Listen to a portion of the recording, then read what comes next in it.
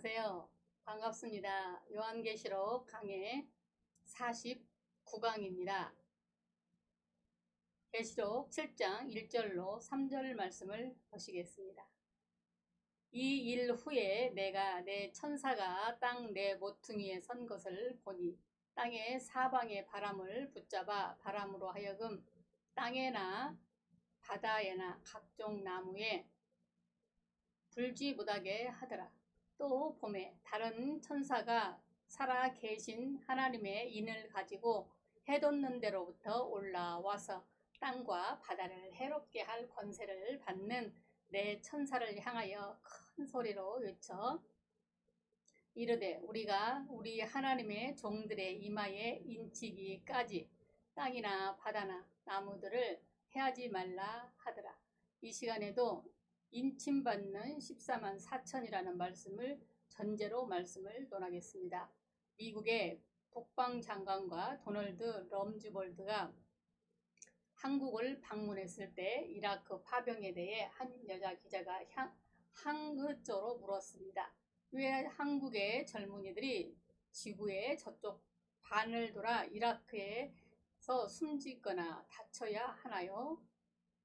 그때 럼스볼드는 길게 말하지 않고 지금부터 50년 전 미국은 왜 미국의 젊은이들을 한국에 파병했는지 알고 계시나요? 라고 반문했습니다.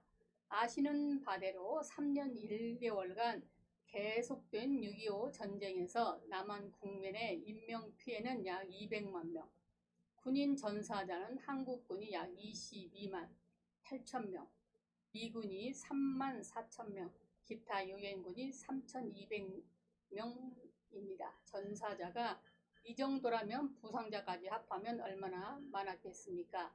한국의 자유는 엄청난 대가를 치르고 얻은 것이 아닐 수 없습니다. 이처럼 하나님께서 우리의 자기 소유 삼으시기 위하여서 엄청난 대가를 치르셨습니다. 그래서 요한복음 3장 16절에 하나님이 세상을 이처럼 사랑하사 독생자를 주셨으니 이는 저를 믿는 자마다 멸망치 않고 영생을 얻게 하려 하심이라 하셨습니다. 그러나 인침을 받아야 하나님의 소유가 됩니다. 로마서 1장 6절에 너희도 그들 중에서 예수 그리스도 것으로 부르심을 받은 자니라. 이 말씀은 예수를 구주로 믿어 인침을 받았다는 의미입니다. 지난 시간에 이어 이 시간에도 하나님의 택한 소유 14만 4천에 부르시기 위한 인치심을 준비해야 하는 말씀하고 있습니다. 계속하여 성령의 인치심, 그 준비가 무엇일까요? 하나님의 존재를 믿게 하십니다. 2절 또 봄에 다른 천사가 살아계신 하나님의 인을 가지고 천사가 인치를 준비를 하고 있는데 하나님의 인을 살아계신 하나님의 인이라고 말씀을 합니다. 이 표는 성령의 인을 암시한 말이지만 살아계신 하나님의 인이라는 표현은 인쳐야 할 대상이 아직 불신앙적인 상황인 것을 암시합니다. 그리고 이 인은 하나님의 존재를 확신시켜주는 인이기 때문입니다. 그래서 성령을 받으면 믿어지는 것이 그 특징입니다. 그래서 데살로니가 후서 1장 10절에 그날에 그가 강림하사 그의 성도들에게서 영광을 받으시고 모든 믿는 자들에게서 놀랍게 여김을 얻으시리니 이는 우리의 증거가 너희에게 믿어졌습니다. 믿어지는 것은 엄청난 은혜입니다. 그러므로 하나님의 사람이 되려면 하나님은 없다는 무신론부터 고침받아야 합니다. 그래서 하나님께서는 구원 이전에도 하나님 살아계심을 체험하게 하십니다. 그래서 온갖 이적과 체험 등을 허락하십니다. 예수님께서 제자들을 3년 반 동안 온갖 기사와 이적으로 보이심도 그 때문이었습니다. 그런데 그 목적이 있습니다. 요한복음 20장 31절에 오직 이것을 기록함은 너희로 예수께서 하나님의 아들 그리스도이심을 믿게 하려 함이요.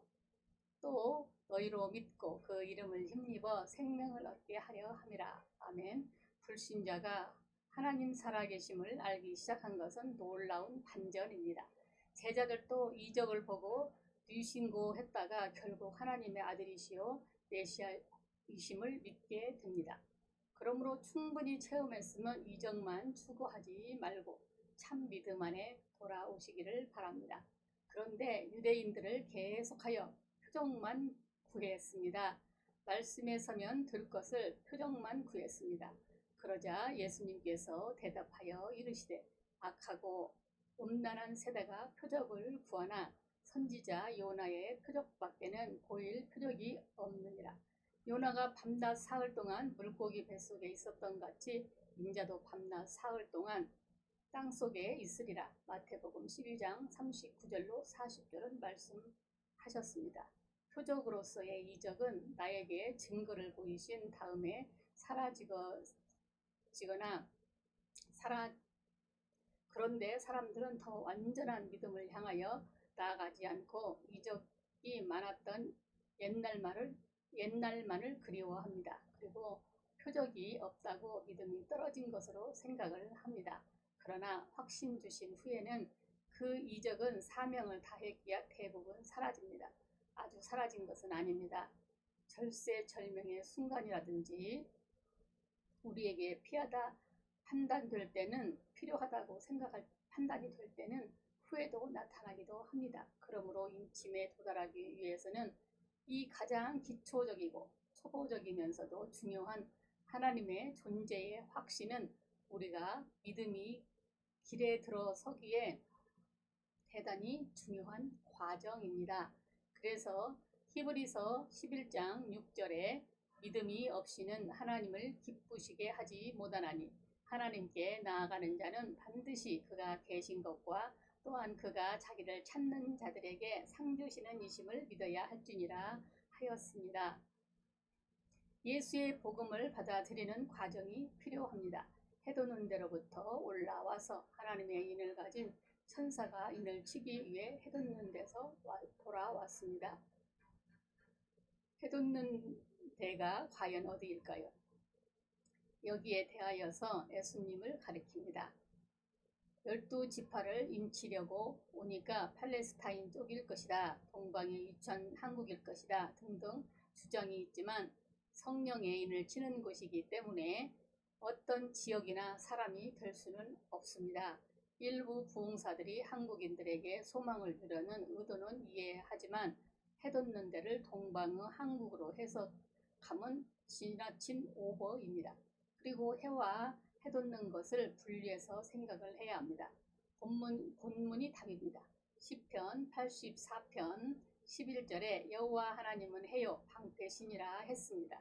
이처럼 성경에서 해란 하나님과 예수님 혹은 복음이나 은혜 등을 가리킵니다. 예수님께서 가버나움에 사시기만 해도 스불론 땅과 납달리 땅과 요단강 저편 해변길과 이방의 갈릴리여 흑암에 앉은 백성이 큰 빛을 보았고 사망의 땅과 그늘에 앉은 자들에게 빛이 비추었도다. 마태복음 4장 15절로 16절은 말씀하였습니다.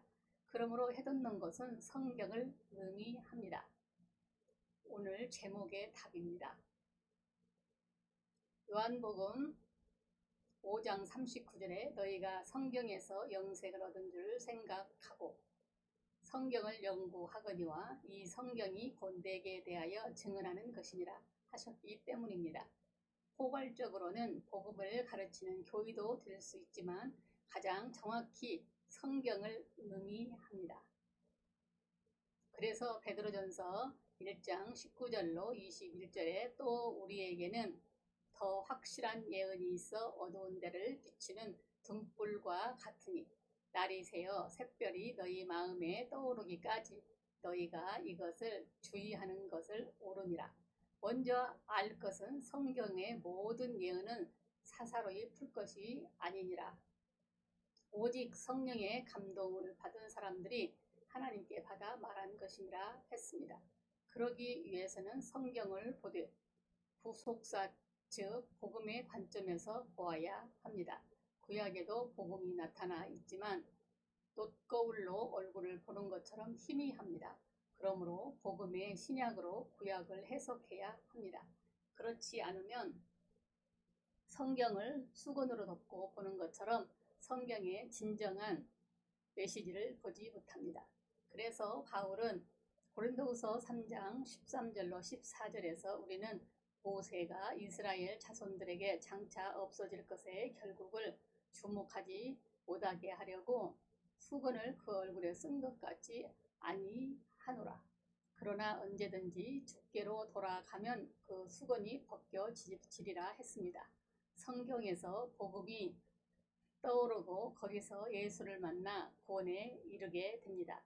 그래서 디모데후서 3장 15절에 또 어려서부터 성경을 알았나니 성경은 등이 너로 하여금 그리스도 예수 안에 있는 믿음으로 말미암아 구원에 이르는 지혜가 있게 하느니라 말씀했습니다.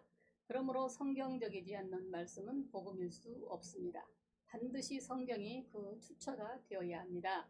그래서 요한 2서 1장 7절로 9절에 미혹하는 자가 세상에 많이 나왔나니 이는 예수 그리스도께서 육체로 오심을 부인하는지라. 이런 자가 미혹하는 자요 적그리스도니 너희는 스스로 삼가 우리가 일한 것을 잊지 말고 오직 온전한 상을 받으라. 지나쳐 그리스도의 교훈 안에 거하지 아니하는 자는 다 하나님을 보시지 못하되 교훈 안에 너희는 그 사람은 아버지와 아들을 모시느니라 했습니다. 양식상 꼭 성경을 읽다가 믿게 되는 것만은 아닙니다. 정확한 복음을 구술로 전해 듣고 믿어도 됩니다. 데살로니가전서 1장 5절로 7절에 이는 우리 복음이 너희로 말로만 이른 것이 아니라 또한 능력과 성령과 큰 확신으로 된 것입니다. 우리가 너희 가운데서 너희를 위하여 어떤 사람이 된 것은 너희가 아는 바와 같으니라. 또 너희 많은 환난 가운데서 성령의 기쁨으로 말씀을 받아 우리와 주를 본받는 자가 되었으니 그러므로 너희가 마게도냐와 아가야에 있는 모든 믿는 자의 본이 되었느니라 했습니다. 그러므로 이 복음의 출처는 근본적으로 성경이기 때문에 성경이 해뜨는 곳입니다. 그런데 사탄이 얼마나 치열하게 역사하는지 자유주의 계통에서는 문서설로 성경의 권위를 훼손하는가 하면 보수주의 계통에서는 문자만을 고집하여 신령한 관점에 대해서는 무관심하거나 성경적인 알레고리마저도 일반 알레고리로 분류해 험하게 해버리고 있습니다. 우리는 문자와 어울려 신령한 관점도 존중해야 합니다. 혹은 사탄은 구약의 배경을 철저히 은폐시키고 있습니다. 이스라엘의 출애굽 현장의 유물들이 시나이 반도에 너무나도 역력한데 그 흔적들이 감춰지고 있습니다. 북한 다음으로 기독교를 박해하는 사우디아라비아는 기독교 신앙을 타박하고 출애굽과 광야 40년 후 유적지 철조망으로 치고 군인들의 총칼을 들고 지키고 있습니다. 감사한 것은 사우디아의 왕자의 총애를 받은 우리 한국인 주치의 김상학 박사가 이 모든 것을 탐사하며 사진으로 영상으로 촬영을 하고 책으로 영어로 만들어 세상에 알렸는데 지금도 모세와 시보라가 만났던 우물가가 존재하고 수심이 1000m가 넘는 홍해의 꼭 그 자리에만 지금도 거대한 수중보처럼 예비하신 길과 애굽의 군대의 병거들이 바닷속에 그대로 잠재하고 40년간 만나를 요리했던 온갖 식기구들이 호렙산 농부가 여호와 하나님의 맹렬한 불길로 타서 지금도 거대한 산봉우리가 숫덩이처럼 까만 것을 보고 놀라움을 금할 길이 없었습니다. 혹은 모세의 얼굴에 토라에 새긴 예술품이나 시내산에서 백성들의 금송아지를 숭배하며 단을 쌓았던 흔적이나 텐트를 쳤던 수많은 흔적들, 하나님의 징계로 죽었던 무덤이며 그리고 위성으로라야 볼 수 있는 이스라엘 백성들이 그 넓은 광야에 하나님을 알린 작거나 큰 예술품들, 그 크기가 어떤 것은 1kg, 2kg, 53kg 반경 안에 온갖 그림이 다 그려져 있고 그런가 하면 거대한 바위가 갈라져 둘이나 되고 생수가 쏟아져 나왔던 생수 구멍이라든지 우리가 진정한 확신에 가하려면 성경을 100% 하나님의 말씀으로 인정을 하고 철저히 복음으로 해석하면서 나는 몰라도 예수님이 나를 위해 십자가에 내 죄를 위해 피를 흘리신 나를 대속하신 주님이심과 분명하게 알고 눈물이 흘릴 만큼 믿고 묵상하시기를 바랍니다. 성경에서 예수가 떠오르지 않는다면 그 해석은 잘못된 해석입니다. 하나님을 사랑하고 경외하는 신앙으로 자라시기를 바랍니다. 해돋는 데로부터 올라와서의 또 다른 의미입니다. 천사가 해돋는 데로부터 올라왔습니다. 해돋는 현상은 우리에게 무엇을 보여줄까요? 하나님을 사랑하는 신앙을 말합니다. 사사기 5장 31절에 주를 사랑하는 자는 해가 힘있게 도둑같게 하시옵소서 하셨기 때문입니다. 기복신앙으로는 하나님을 모실 수 없습니다. 나를 위한 하나님이지 하나님을 위한 신앙이 아닙니다. 그러기에 그리스도에 대한 사랑도 희생도 없습니다. 그리고 불리하다 싶으면 언제든지 하나님을 떠날 수 있습니다. 진실로 하나님을 힘있게 사랑하시고 경외하시기 바랍니다. 말라기 4장 2절에 내 이름을 경외하는 너희에게는 의로운 해가 떠올라서 치료하는 광설을 바라리라 하셨습니다. 하나님을 경외하는 곳에 의로운 해가 떠오릅니다. 그러므로 경외는 해돋는 데로부터 올라와서 또한 다른 의미입니다. 사도행전 10장의 백부장 고넬료가 베드로의 전도를 듣고 구원받는 것도 애정 눈에서 보면 애정이지만 하나님을 사랑하고 경외하고 늘 찬송하고 기도하고 구제하다가 천사의 지시를 받게 된 일입니다. 사랑하는 여러분, 하나님께서 이 땅의 죄인을 사랑하셔서 한 영혼이라도 버리지 않으시기 위해서 독생자를 보내 대속에 완성하시고 성령으로 부르셔서 자기 백성으로 삼으시기 위해 지금 이 순간도 인을 치시고 계십니다. 진실로 하나님이 나의 아버지시요 예수님만이 나의 구주로 믿는다면 그는 하나님의 소유요 인침받는 백성입니다. 그러므로 우리 모두 하나님 살아계심을 확신하고 성경을 배워 구원의 도리를 알고 믿을 뿐 아니라 하나님을 사랑하고 경외하는 삶을 통해 더욱 풍성한 성령의 은혜 가운데로 나아가는 여러분들이 되시기를 기도합니다. 4절 말씀, 내가 인침을 받는 자의 수를 들으니 이스라엘 자손의 각 지파 중에서 인침을 받는 자들이 14만 4천이니 유다 지파 중에 인침을 받는 자가 1만 2천이요 루벤 지파 중에 1만 2천이요 갓 지파 중에 1만 2천이요 아셀 지파 중에 1만 2천이요 납달리 지파 중에 1만 2천이요 므낫세 지파 중에 1만 2천이요 시므온 지파 중에 1만 2천이요 레위 지파 중에 1만 2천이요 이사갈 지파 중에 1만 2천이요 요셉 지파 중에 1만 2천이요 베냐민 지파 중에 인침을 받는 자가 1만 2천이라. 아멘. 미국의 초상화가 오모 게이스는 얼굴을 그리는 화가입니다. 그는 성경을 읽다가 이런 영감이 떠올랐습니다. 변화산의 베드로, 요한 그리고 야고보는 예수님이 모세의 엘리야가 대화하는 모습을 보았고 모세도 볼 수 있고 엘리야도 볼 수 있다. 성경에 예수님이 만난 사람들 얼굴을 하나님이 보여주심은 그리고 싶다. 그래서 성경에서 예수님과 한마디로 대화를 나눈 사람을 찾아보니 67명이었습니다. 오모 게이스는 67명의 얼굴을 보여달라고 기도하기 시작하였습니다. 그들 얼굴은 모두 그렸습니다. 그래서 예수를 만난 사람들이란 책을 펴냈습니다. 그는 그린 막달라 마리아의 모습은 대단한 미인이었습니다. 삭개오 욕심쟁이 부자 모습이었고 베드로는 더부러운 이웃집 아저씨 같았습니다. 빌라도 폭군 중에 폭군 같았습니다. 오모 게이슨이 영감받아서 우리들의 모습을 그린다면 어떤 모습을 그릴까요? 개인적인 생각이지만 그가 그렸던 그림처럼 그 인격의 이미지가 담긴 그림이지 우리 육신의 모습 그대로 그려지는 않을 것이라고 생각합니다. 오늘 읽은 본문에도 인침받은 하나님의 백성에 대한 이미지가 나타납니다. 14만 4천이 바로 그 이미지입니다. 14만 4천은 과연 어떤 사람일까요? 여기에서는 여러 학설이 있습니다.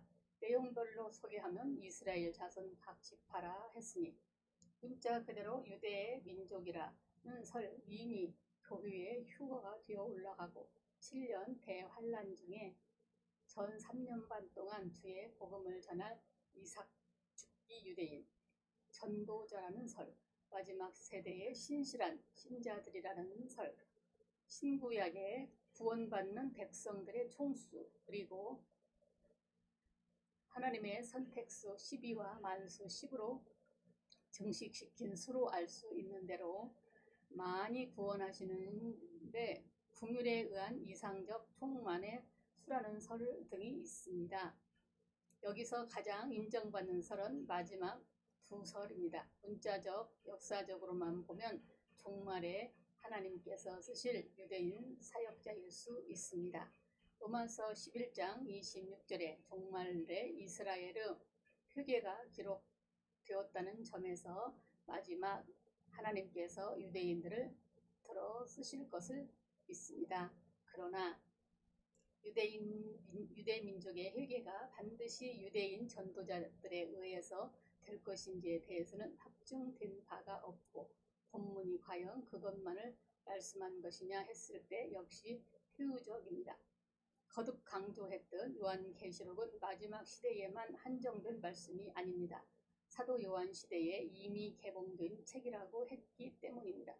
그리고 비유와 상징성이 강한 책이기 때문에 문자를 존중하면서도 한편으로는 그 문자적인 의미를 넘어서 과연 이 말씀이 복음적인 차원에서 무엇을 말씀하셨는지 생각해 보아야 합니다. 계시록의 특징을 살려 신령한 관점에서 보면 택함받는 신구약의 모든 사람들의 백성을 가리킵니다. 구체적으로 14만 4천은 그 숫자에 담겨진 비밀이 있음을 힌트하기 때문에 숫자로 풀어야 합니다. 성경의 숫자를 말씀드리겠습니다. 1, 2, 3, 4, 5, 6, 7, 10, 12, 30, 40, 50, 100, 120, 500, 1000, 만 등이 등장하지만 여기에는 의미가 있습니다. 이런 관점에서 14만 4천을 풀어보면 그 의미가 명확하게 나타납니다. 과연 14만 4천은 누구를 가리킬까요? 하나님께서 택하신 백성을 가리킵니다. 14만 4천 속에 선택의 의미가 들어있습니다. 12가 바로 선택의 수입니다. 14만 4천은 12 곱하기 12 곱하기 1000을 곱해서 나온 수입니다. 그 중에 12는 그냥 생긴 수가 아니고 하늘의 수요, 완전 수인 3의 땅의 수 4를 곱해서 나온 수가 12입니다. 다시 말해서 3은 성부, 성자, 성령 등으로 표현되는 완전하신 삼위일체 하나님을 상징하는 수입니다. 그래서 3은 하나님의 완전수 혹은 하늘의 수라고 부릅니다. 그리고 4는 동서남북 사방을 암시하게 땅의 수, 지상의 수라고 합니다. 그럼 하나님이 창조 이후 이 땅에 하신 가장 위대한 일이 무엇이겠습니까? 자기 백성을 선택하시고 불러내신 일입니다. 마치 애굽에서 이스라엘 백성들을 불러내듯이 선택하신 것입니다. 그래서 3 곱하기 4 곱하니까 12. 그래서 12는 성경에서 하나님의 택한 백성을 상징하는 숫자로 쓰이고 있습니다. 하나님이 관계하신 백성은 다 12수입니다. 12지파, 12사도, 이스라엘 12방백, 그래서 12를 선택의 수 혹은 교회의 조직수라고 합니다. 그러므로 14만 4천은 하나님께서 택하신 백성을 가리킵니다. 이들은 신구약 교회를 가리킵니다. 14만 4천에는 신구약의 교회가 들어있습니다. 12 곱하기 12가 바로 신구약 교회를 가리키는 수입니다. 앞에서 12를 선택의 수 혹은 교회 조직수라고 했습니다. 그럼 12 곱하기 12는 무엇을 말할까요? 그것은 신구약 교회를 상징하는 수입니다. 두 수는 구약의 12지파와 신약의 12사도를 상징하는 수이기 때문입니다. 12지파와 사도는 교회의 터이기 때문에 그래서 144는 신구약 교회를 상징합니다. 이건 제 말이 아니라 에베소 2장을 보면 신구약 성도가 사도들과 선지자들의 터 위에 세우심을 입은 자라고 분명히 말씀하고 있습니다. 에베소 2장 18절로 20절에 이는 저로 말미암아 우리 둘이 한 성령 안에서 아버지께 나아감을 얻게 하려 하심이라. 그러므로 이제부터 너희가 의인도 아니요 손도 아니요 오직 성도들과 동일한 시민이요 하나님의 건속이라. 너희는 사도들과 선지자들의 터 위에 세우심을 입은 자라. 이 말씀에서 둘은 신구약 교회를 가리킵니다. 그리고 사도와 선지자는 신구약 교회의 터입니다. 신약만 있는 것이 아닙니다. 구약도 있습니다. 그러므로 12 곱하기 12는 144가 들어있는 14만 4천 신구약 교회입니다. 그러니까 사단은 12를 깨려고 수없이 도전을 합니다.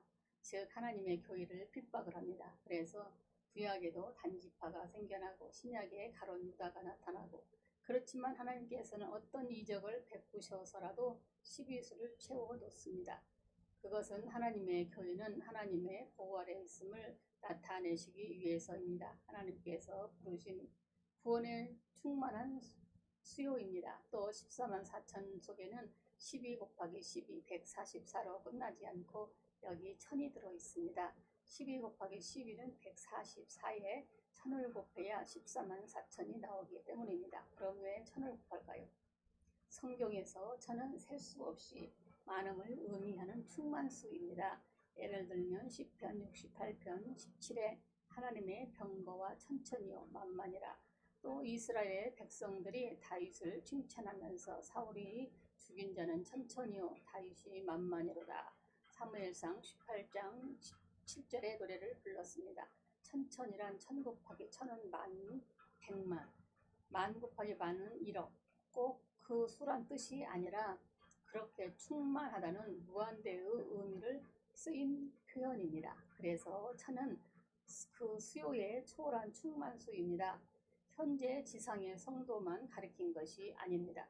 로마서 11장 25절에 나오는 이 충만 사상을 살펴보면 이 신비는 이방인의 충만한 수가 들어오기까지 이스라엘의 털어는 우둔하게 된 것이라 했습니다.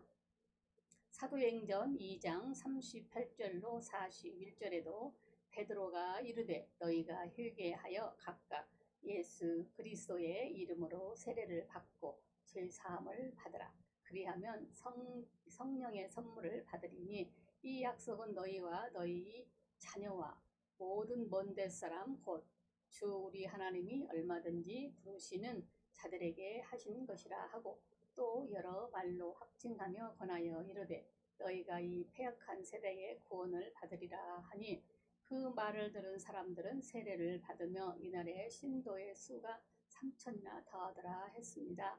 그러니까 예수님 이후 이방인에게 복음이 전해졌던 그 이후 셀 수 없이 구원받는 하나님의 백성들을 충만이라고 했습니다. 그 수요가 수억이 될지 수십억이 될지 수백억이 될지 모르는 그 충만한 수를 1000이라는 숫자로 표현한 것입니다. 그래서 14만 4천은 하나님께서 이 땅에서 구원하신 헤아릴 수 없는 택하신 신구약의 모든 성도들을 가리킨다는 해석이 나오게 됩니다.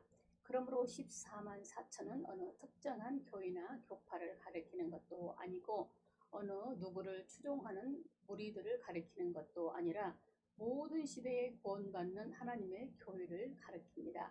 어떤 단체에서는 하나님이 택한 숫자는 14만 4천 뿐이라고 라는 말합니다. 그래서 14만 4천을 채우자. 그런데 이미 이 상한선을 넘자 이제는 가짜를 골라내기 운동이라는 또 다른 촌극이 벌어지고 있습니다. 그럼에도 불구하고 진짜 가짜를 골라내지 못하는 것은 그들의 교주가 가짜이기 때문입니다. 성경에서 수요를 명시하면 숫자에 담긴 영적인 의미가 있어서이지 하나님께서 숫자 놀이하라고 위함이 아닙니다. 과연 택한 백성들이 그 숫자에 불과한 것이라면 거기에 대한 성경적 근거를 대야 합니다. 다른 성경과 내용에 충돌이 없어야 합니다. 신약의 성도도 포함되는 수입니다. 4절에서 14만 4천이 언약 백성이라는 단어가 들어 있습니다. 이스라엘이라는 명칭이 언약적 이름입니다. 이스라엘 자손의 각 지파 중에서 인침을 받는 자들이 14만 4천이니 여기 이스라엘은 구약 백성의 상징인데 어떻게 신약 성도들이 14만 4천에 낀다는 말입니까? 그러나 거기에 대한 성경의 증거가 충분히 있습니다. 그것을 사도 바울이 로마서 9장에서 잘 설명하고 있습니다. 호세아의 글에는 이르기를 내가 내 백성이 아닌 자를 내 백성이라 사랑하지 아니하는 자를 사랑한 자라 부르리라. 너희는 내 백성이 아니라 한 그곳에서 그들이 살아계신 하나님의 이들이라 일컬음을 받으리라 함과 같으니라. 로마서 9장 25절로 26절은 말씀합니다. 이처럼 이방인이 예수 믿어 하나님의 백성이 됩니다.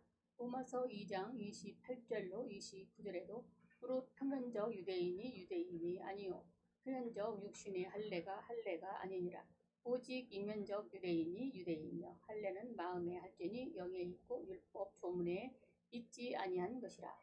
갈라디아서 3장 29절에도 너희가 그리스도께 속한 자면 곧 아브라함의 자손이요 약속대로 유업을 이을 자니라. 로마서나 갈라디아서 모두 이방인을 대상으로 쓴 책이라는 걸 참고하시기 바랍니다. 이처럼 예수 믿으면 이방인도 영적 아브라함의 자손이요 영적 이스라엘의 백성이라는 것을 성경이 입증하고 있습니다. 그러므로 14만 4천이 이스라엘 12지파라고 해서 우리가 제외된 것이 아니라는 말입니다. 더구나 이스라엘은 언약을 상징하는 말로 신약 역시 새 언약으로 가르치기 때문입니다. 이 언약 사상은 구약이나 신약이나 동일합니다. 사랑하는 여러분, 하나님은 이 시간에도 자신이 죄인이며 그래서 예수를 구주로 믿고 예수 없이는 살 수 없다는 자신들에게 자기 소유를 인쳐 주시고 계십니다. 14만 4천이 다른 누가 아니라 바로 우리 예수 믿는 하나님의 참 백성이란 사실을 감사하시기를 바랍니다. 우리는 하나님의 선택을 받은 특별한 소유입니다. 그러므로 하나님의 소유답게 하나님을 주로 삼고 그의 뜻대로 사십시다. 우리 모두 예수 믿는 성령의 인침을 받아 14만 4천의 하나님의 백성들이 다 되시기를 바랍니다. 말씀을 들으신 모든 분들 주님의 이름으로 막힌 것이 뚫리고 닫힌 것이 열려지는 하늘의 신령한 복과 이 땅의 기름진 복을 받으시기를 기도합니다. 감사합니다. 주님의 이름으로 사랑하고